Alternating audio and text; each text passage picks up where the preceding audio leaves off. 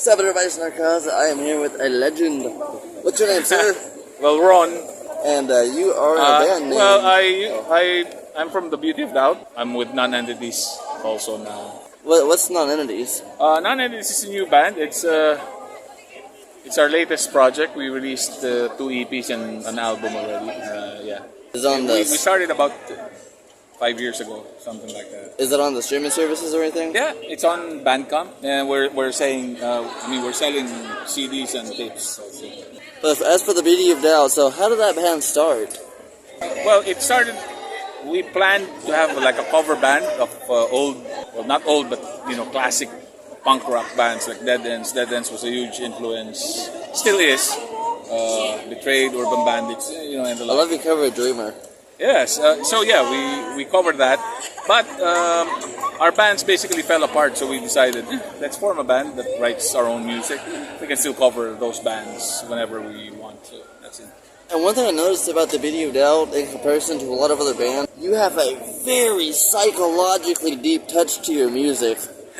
Well, you said it yourself, it's psychological, because that comes from all the thoughts, all the negative thoughts we turn basically into positive. We make it songs.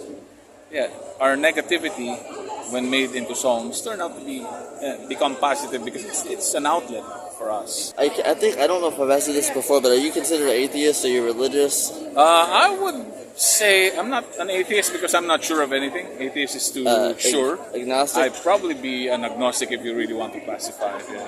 So this is a question I've always been wanting to ask you. I know the Philippines is either in name or statistically a predominantly Catholic country. What's your opinion on that? I don't subscribe to any religion. I think religion just serves to divide. If you really go by your reasoning, your own reasoning, you'll never subscribe to any religion because it just binds you and it separates you from other people. So. Would you say that the Catholic Church has too much power in this country and the government? Definitely, yes. Yeah, definitely. And thank you for talking about that. I appreciate it. I know that's a very deep subject in this country, but... to quote Jello Biafra. Biafra? Yeah, he said, if you really love God, burn a church. I think it's in Either the Nothing. Who's the guy between songs, the spoken word ad-libs? That's from a movie, Waking Life. I hope I'm not mistaken. Yeah, that's taken from Waking Life. We liked it because it was suggested to us by the person who recorded us and mixed it.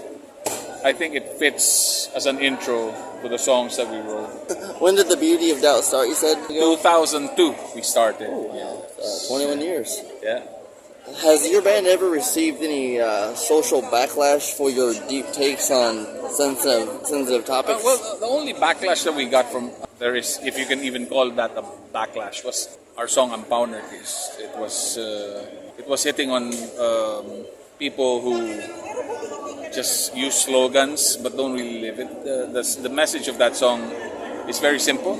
Actions speak louder than words. Yeah, yes. That's it. But it offended some people. Oh yeah, you would not be offended if the shoe fits. It's just like Dead Kennedy's song, "Anarchy First Down." Yeah, well there you go. Pretty fucking right. Is the Beauty of Doubt going to be doing anything in the future at all? Any new albums? Not right now. No, we are in comatose mode. We just played here in this exact venue in November, I think. Yeah, November or was it December? Yeah, that we celebrated our 20th anniversary, and nothing after that. There are no definite plans for the future of that band. What could the Philippines do as a nation? I'm not talking about Malacanang. I mean, just people. Mental illness in this country is not... The education isn't there on that topic. How could that improve? Well... I'm tired, I'm sorry. Communication. I don't know exactly how it will improve, but I think there's still a macho thing when it comes to handling mental problems. That, there's still like a macho take on it that it's nothing, you can just ignore it and all that. Off, essentially. Yeah, but until we acknowledge that this is a problem and it's happening all too often, we cannot solve that. It's in the acknowledgement. Therein lies the solution. We acknowledge it first. My mother-in-law, rest in peace to her, she passed away last year. She was diagnosed with schizophrenia, and the biggest reason she suffered so much is because they caught it when it was way too late, and nobody took it serious. They're like, oh, she's just, yeah. I've heard countless stories of people who are suffering because they can't get help, or, you're insane if you're different, or something like that, that is a problem. When it comes to same-sex marriage and LGBTQ, that community, what's your take on that in regards to the Philippines? Well, it should be legalized, but it will never be legalized. Love is love. Just because people of the same gender fall in love and want to get married, it doesn't make it any less. It's still love. And until we acknowledge that also, again, the problem with the Philippines is the acknowledgement. The church has too much power. Politicians, if they don't insert their heads into the church's ass, they will not get anywhere. And one final question. This is the top of all of them. Tell me about your biofeedback cover. Well, we covered it. I think I suggested it. That song, that particular song, the band was important to me for. That particular song especially spoke to me because I felt The World's Ugliest Man. The lyrics to that song, I wish I had written. I mean, I couldn't write it any better, but I wish I had written it because I can take credit for it. It's just a perfect song. It encapsulates how I felt and how I still feel sometimes. So I think, I still stand by that cover. I love it, man. Yeah. Are you going to be at Moe's on the 13th?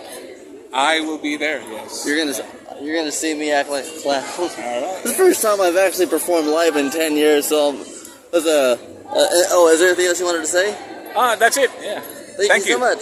Hey everybody, thank you so much for watching my interview with Ron of The Beauty of Doubt. I've got 2 of their 3 CDs in my hand right here. Y'all definitely gotta check out these songs. I met Ron actually at the Choke Cocoi record release party in April of 2023. Choke Cocoi, Youth Alteration, Girl Charmed, Irrevocable, and many other great bands were performing at the 123 block, and that's where I met Ron, and I'm a huge fan of his music. I've got these CDs, and I just had to ask him some questions. Thank you so much for giving me your time, bro. Hope you're doing good. The Beauty of Doubt also has this BandCamp page. Get on here and check out all 3 of their albums.